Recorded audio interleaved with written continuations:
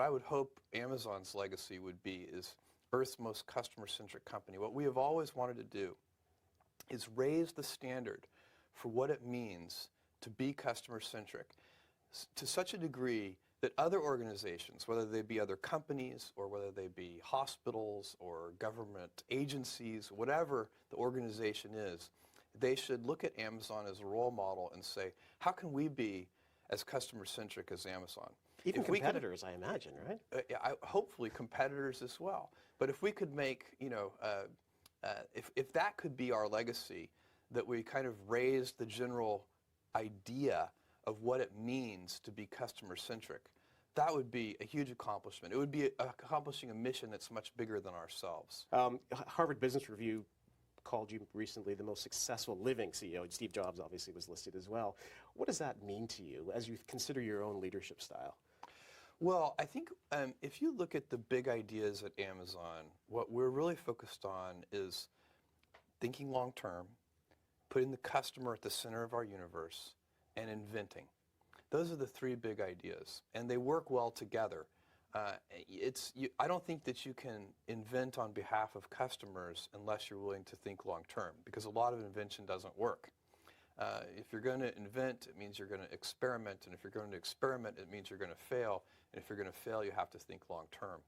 So these three ideas, customer centricity, long-term thinking, and a passion for invention, those go together.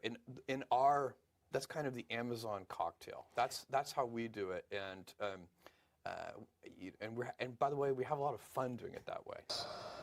Because one of our leadership principles is that good leaders are right a lot. And it sounds kind of like, well, great, but is there some way that I can practice being right a lot? And you're not going to be right all the time, but I do think with practice, you can be right more often. And I've observed people who are right a lot, and I notice a few things about them. The first is that people who are right a lot, they listen a lot.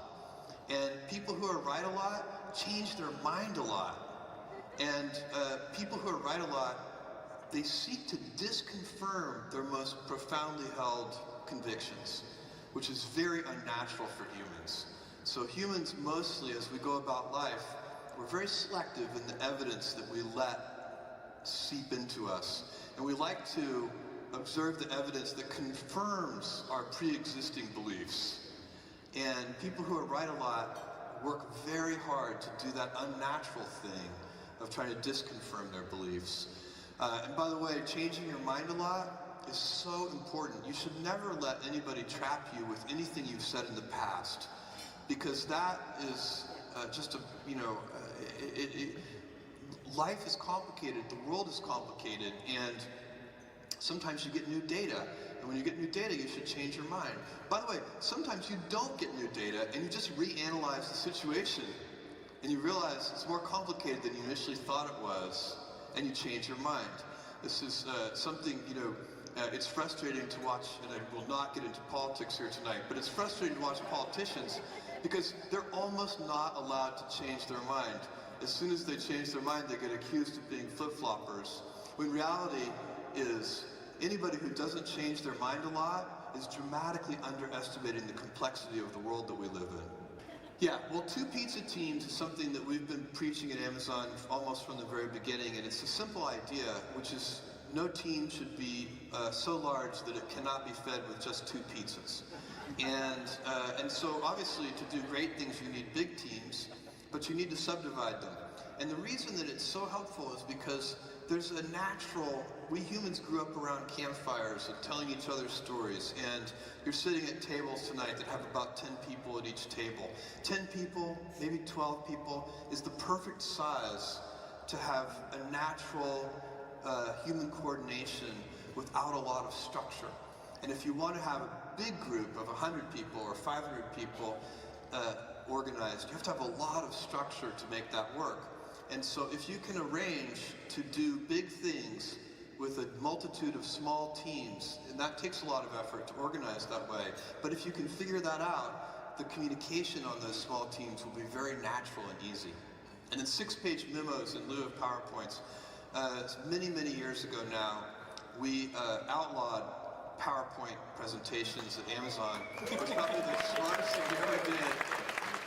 What do you do, though, as the leader of a major online company to make sure that you are in touch with people like some 19-year-old in his bedroom with a computer changing profoundly so much that all the record companies want to see him? How do you stay in touch with that kind of experimentation and that kind of energy? Hire smart people. And how do you go about that? If you don't hire, because a single individual cannot keep in touch with the plethora of of new things happening. So what you have to do is you have to put in place a recruiting process that attracts and retains smart, talented, hardworking people who want to be a part of your mission, whatever it is. Then, but when you talk to them, when they bring out the CEO to talk to these people, what's the mission statement you tell them? First, it's Earth's most customer-centric company. And we have and I explain what we mean by that, because we have a very precise definition for customer-centric. It means listen, invent, and personalize. So first, you have to listen to customers. Companies that don't listen to customers fail. Second, you have to invent for customers, because companies that only listen to customers fail. It's not the customer's job to invent for themselves. It's our job at Amazon.com to invent things like one-click and other things, like sales rank going from 1 to 18 million. Those kinds of things that customers really like, that's our job, not theirs, to think of that. And third is personalize. Take every individual customer and put them at the center of their own universe. And then, when we talk about Earth's most customer-centric company, we mean that in a very broad way. This is bigger than Amazon.com. What we want to do is sort of uplift the worldwide standards for customer service and customer centricity. So this is sort of like Sony. Sony, sort of born right after World War II, is a company that set out, if you go and look at their early mission statement, it was not to be known for quality. It was to make Japan known for quality, not Sony, Japan. And that's sort of what we want to do. We want to do something bigger than Amazon.com. To make what? Well, define it for me. It would be that that we set a new example for customer service and customer centricity that other companies look at, admire, and want to emulate. And that is a mission that people can get excited about. So a little while back, Amazon was criticized for having a harsh work culture. And I'm just wondering if, and you guys came out and defended yourselves and explained it. I have kind of a two-part question. One is whether you considered it fair at all or not, whether it made you rethink anything about your work culture. Yeah, no, it's a very good question. The company. And the second question is a little bit of a setup I need to tell all of you, because I know you have an employee program that you wanted to talk about. Yeah, I want to... But do the first one first. So, yeah, it really has not. I'm very proud of the culture that we have at Amazon. And, I think of it as a gold standard culture for innovation and pioneering work. And the people, I work with these people who, they're missionaries for what they do. They are, if you're giving great customer experience, the only way to do that is with happy people. You can't do it with a set of miserable people, watching the clock all day. So does that include work-life balance and all those things? Yes, but I teach 3 leadership classes a year at Amazon. I'm a part of it. They're bigger classes, but I come in and teach a session. And I always talk about work-life balance, except I like to use the phrase work-life harmony rather than balance, because to me, balance implies a strict trade, whereas I find that when I am happy at work, I come home more energized, I'm a better husband, a better dad, and when I'm happy at home, I come in and better boss and better colleague. And so it's not, you could be out of work and have terrible work-life balance. even though you've got all the time in the world, Right. you could just feel like, oh my God, I'm miserable, and you would be draining energy. And so you have to find that harmony. It's a much better word. And I think for most people, it's about meaning. People want to know that they're doing something interesting and useful. And for us, because of the challenges that we have chosen for ourselves, we get to work in the future. And it's super fun to work in the future for the right kind of person. There are people, who, ours is an environment that embraces a lot of change. We have to, because the internet is changing, the technologies that we use are changing. We operate at the intersection of technology and retail, both of which are highly competitive industries.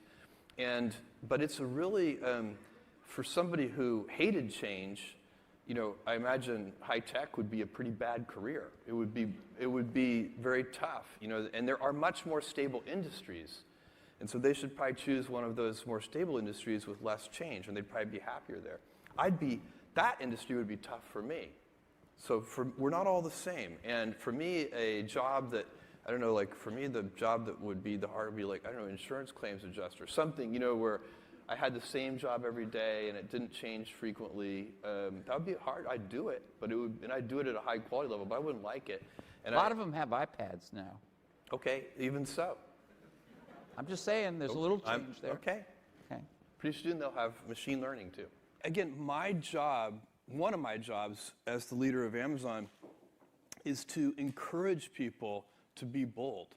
And people love to focus on things that aren't yet working. And that's good, it's human nature. That kind of divine discontent can be very helpful. But it's incredibly hard to get people to take bold bets. And you need to encourage that. And if you're going to take bold bets, they're going to be experiments. And if they're experiments, you don't know ahead of time whether they're going to work. Experiments are, by their very nature, prone to failure. But a few big successes compensate for dozens and dozens of things that didn't work.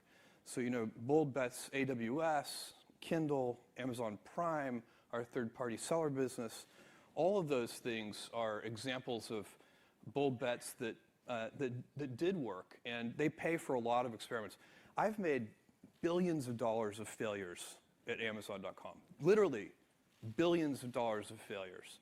And you might remember Pets.com or Cosmo, or give myself a root canal with no anesthesia very easily. None of those things are fun, but they don't matter. What really matters is companies that don't continue to experiment, companies that don't embrace failure, they eventually get in a desperate position where the only thing they can do is make a kind of Hail Mary bet at the very end of their corporate existence. Whereas companies that are, making bets all along, even, big bets, but not bet the company bets. I don't believe in bet the company bets. That's when you're desperate. That's the